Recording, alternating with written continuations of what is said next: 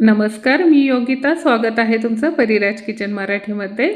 आज आपण येथे पाहणार आहोत थंडीची खासियत, हिरव्या सोन्याची चव म्हणजेच या मोसमातील खास भाजी ओल्या हरभऱ्याची सुक्की भाजी. थंडीमध्ये भरपूर भाज्यांची रेलचेल असते. त्यातील काही भाज्या वर्षातून एकदाच मिळतात.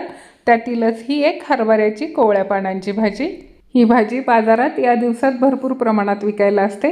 ती वाट्यावर विकतात. इथे आपण ती 2 वाटे हरभऱ्याची भाजी घेतली आहे.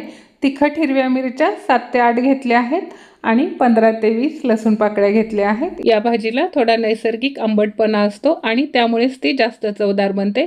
त्यामुळे ही भाजी न धुता या पद्धतीने आपल्याला कापडाने स्वच्छ पुसून घ्यायची आहे. भाजी बनवण्यासाठी कढईमध्ये 4 मोठे चमचे तेल घेतलं आहे. तेल तापल्यानंतर लसणाच्या पाकळ्या घालायच्या आहेत. त्या छान खमंग अशा सोनेरी कलरवर भाजल्यानंतर त्याच्यामध्ये बारीक कापलेली मिरची घालायची आहे. थोडासा हिंग घालायचा आहे आणि त्याच्यामध्ये भाजी घालून 1 मिनिटभर आपल्याला ही परतून घ्यायची आहे. त्यामुळे भाजीचा रंग आहे असाच हिरवा राहतो. नंतर याच्यामध्ये चवीनुसार मीठ घालायचं आहे. थोडंसं परतायचं आहे.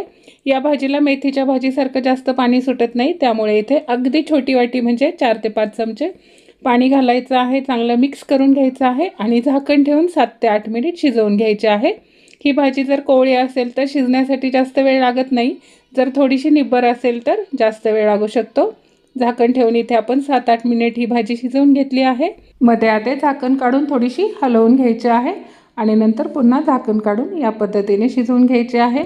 यातील पाणीही आटलं आहे आणि आपली भाजी खाण्यासाठी तयार आहे.